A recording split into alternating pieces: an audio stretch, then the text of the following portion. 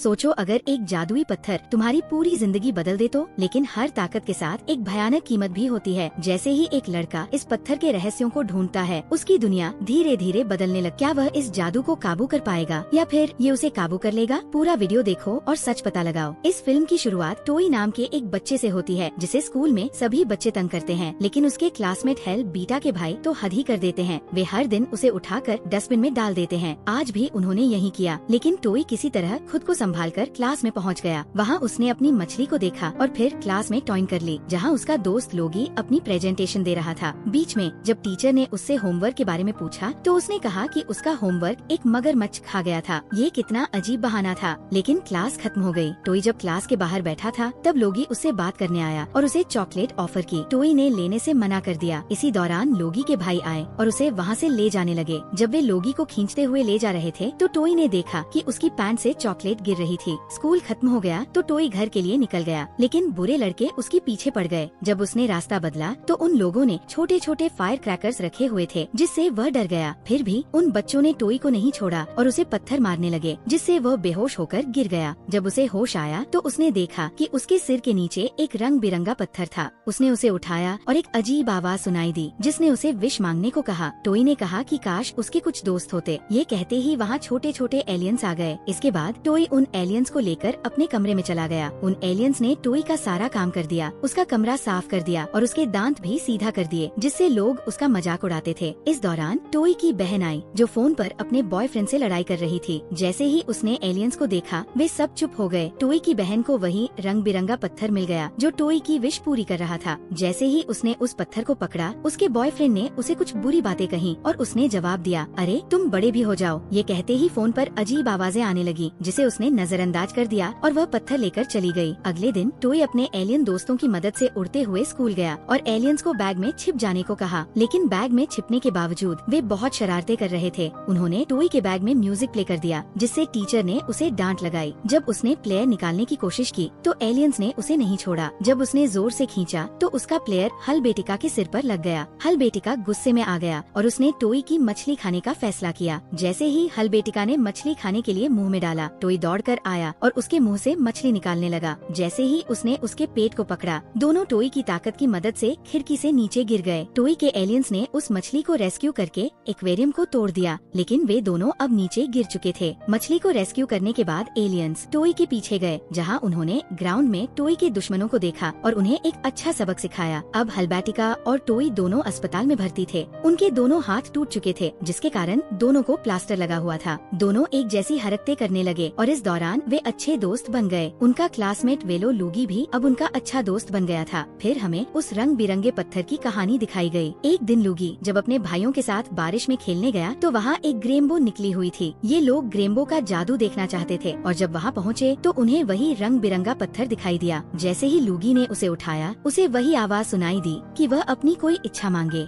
लूगी ने बच्चों जैसी इच्छा मांगी कि उसके पॉकेट से कभी चॉकलेट्स खत्म न हो। तभी उसके पॉकेट से तेजी से चॉकलेट्स निकलने लगी। जब लूगी को एहसास हुआ कि उसकी इच्छा पूरी हो गई है और ये पत्थर उनकी इच्छाएं पूरी कर रहा है, तो उसने एक और इच्छा मांगी कि यहाँ एक किला बन जाए, जिसमें एक तालाब हो और उसमें सांप और बहुत सारे मगरमच्छ हों। उसके तुरंत बाद वहाँ जमीन से एक बड़ा किला उगाया। उसके भाई भी हैरान थे और अब वे भी उस पत्थर को पाना चाहते थे। वे लूगी से पत्थर छीनने लगे और इस चक्कर में पत्थर तालाब में गिर गया। जब वे नीचे पत्थर लेने गए तो उन्हें पता चला कि वह पत्थर तो मगरमच्छ के मुंह के ऊपर गिरा हुआ था। लूगी ने जैसे ही वह पत्थर उठाया, मगरमच्छ ने उसे निगल लिया। मगरमच्छ के पेट से बाहर निकलने पर उसने देखा कि उसके भाई के पीछे बहुत सारे सांप पड़ चुके थे। उसने हाथ में पकड़े हुए पत्थर से इच्छा मांगी कि यहाँ के सारे सांप गायब हो जाएं और इस तरह उसके भाई की जान बच गई। लेकिन इस सब के बीच उसने देखा कि उसके पॉकेट में उसका होमवर्क था, जो मगरमच्छ ने खा लिया था। पिछले दिन वो अपनी टीचर से झूठ नहीं बोल रहा था। सच में उसका होमवर्क मगरमच्छ में था, लेकिन अब मगरमच्छ भी उनके ऊपर चढ़ने लगे। ऊपर से एक बड़ा चमगादड़ जो उनकी मदद के लिए आया था, उसने भी अपनी सारी गंदगी लूगी के ऊपर डाल दी और वो बुरी तरह से परेशान हो गया। उसने अब इच्छा की कि वे लोग घर चले जाएं। उनकी इच्छा पूरी होते ही वे लोग घर तो पहुंच गए, लेकिन अब उन्हें समझ आ गया था कि वे सही इच्छाएं नहीं मांग रहे थे। उन्हें एहसास हुआ कि इच्छाएं मांगने के लिए भी समझदारी की जरूरत होती है। जब जरूरत पड़ी तो लूगी ने विश्वांगी के भाई जहीन को बुलाने की कोशिश की, लेकिन विश्वांग की स्थिति उलट गई। लूगी का भाई या लूगी खुद जहीन हो गए। उनकी छोटी बहन जहीन हो गई और उसे टेलीकिनेसिस की शक्ति मिल गई, जिससे वह चीजों और लोगों को नियंत्रित करने लगी। अब वो अपनी बात इन तीनों के दिमाग में डालने लगी। जब इनकी सारी योजनाएं उलटने लगी तो तीनों को गुस्सा आ गया।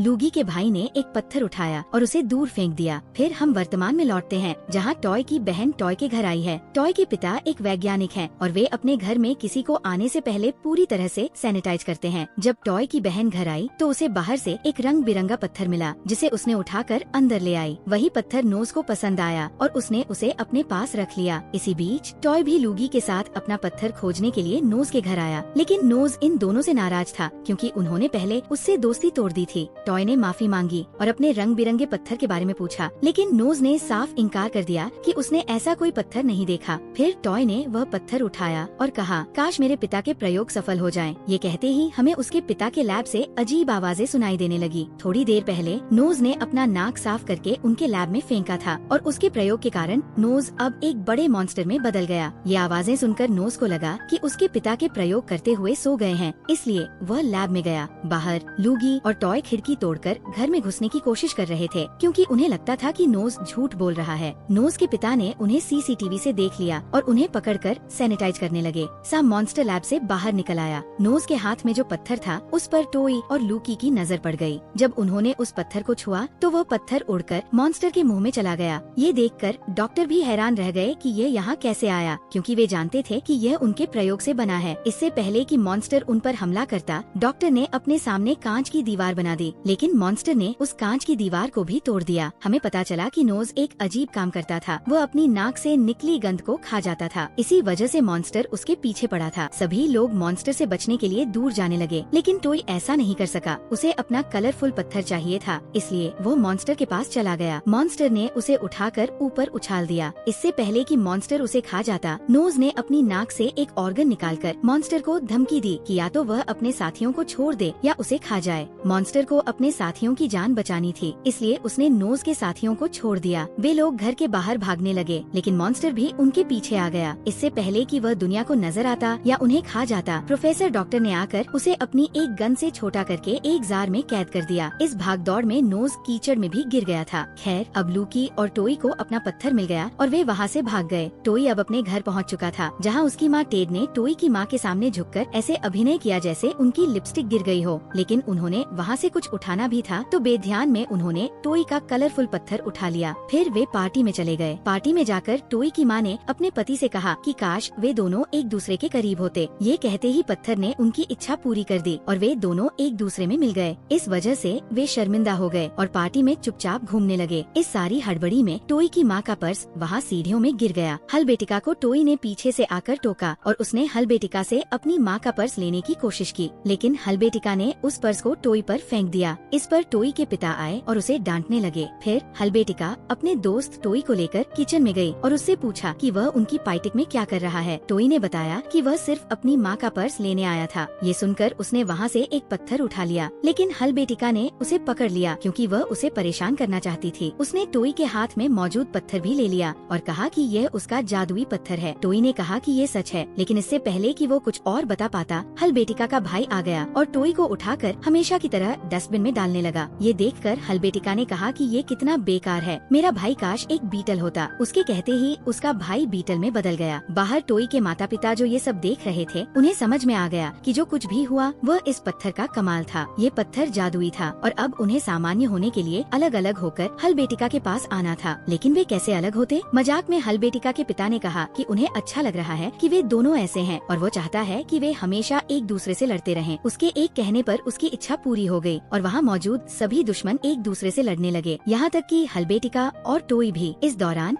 हलबेटिका के पिता से उसका वेटर टकरा गया और उसके हाथ से वह पत्थर गिरकर दूर चला गया, जिसे टॉय की माँ ने पकड़ लिया। लेकिन इससे पहले कि वह पत्थर मांगती, हलबेटिका उसे अपने हाथ में ले लेती है। वह पत्थर लेकर अपने पिता के पास जाती है और इसकी शक्तियों के बारे में बताने की कोशिश करती है, लेकिन उसके पिता समझ नहीं रहे थे कि हलबेटिका क्या कह रही है। हलबेटिका ने देखा कि वो परेशान हो गए हैं और कहा, पिता ध्यान से मेरी बात सुनो। कान भी बड़े हो गए। हलबेटिका को बहुत मजा आया और उसने अपने पिता को कुछ नहीं बताया, बल्कि उसने खुद ही उस पत्थर से अपने प्लास्टर हटाने की इच्छा मांगी और फिर एक भारी बाइक मांगकर वहाँ से भाग गई। उसके पीछे टोय के माता पिता भी साइकिल लेकर भागे क्योंकि उन्हें बस वही पत्थर चाहिए था जिससे वे सामान्य हो सकें। टोय ने उसके हाथ से वह पत्थर खींच लिया और तुरंत सब कुछ सामान्य करने की इच्छा मांगी। जैसे ही सब कुछ सामान्य हुआ, वहाँ सभी दुश्मन एक दूसरे से दूर हो गए। उसके माता पिता भी अलग हो गए और हल्बीटिका का भाई बीटल भी सामान्य हो गया। अब ये पत्थर किसी और के हाथ में न लग जाए, इसलिए टोय ने इसे दूर फेंक दिया। अब टोय अपनी दोस्त के साथ उस पत्थर को लेने के लिए आया था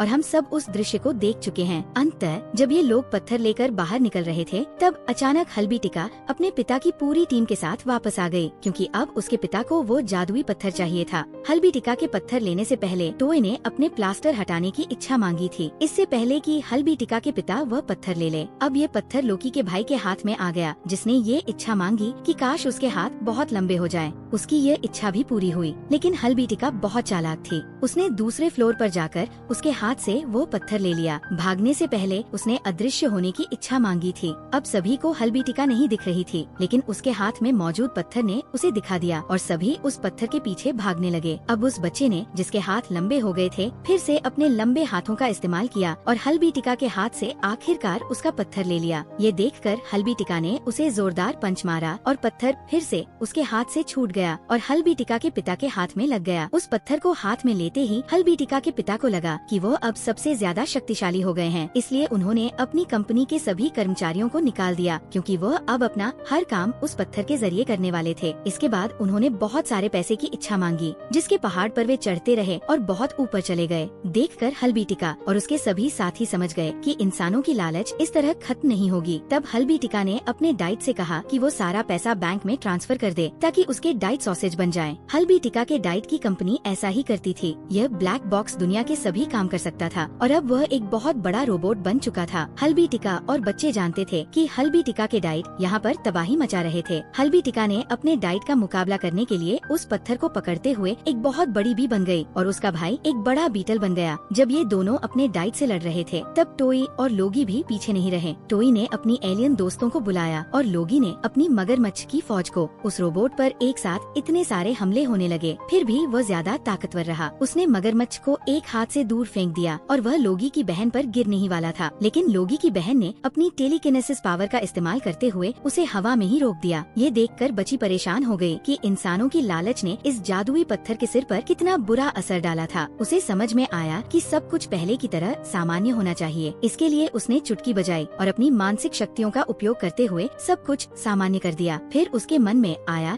कि इस जादुई पत्थर को यहाँ से नष्ट कर देना चाहिए ताकि कोई कभी इसकी लालच में न आए। उसने ये बात सबके दिलों में डाल दी और सभी ने इस बात के लिए सहमति जताई। इसके बाद उसने अपनी शक्तियों से इस पत्थर को नष्ट कर दिया। यहाँ एक बड़ा सा काला बादल बना और वह पत्थर नष्ट हो गया। इस तरह सभी लोग इस पत्थर की लालच से आजाद हो गए और ये कहानी यहीं समाप्त हो गई।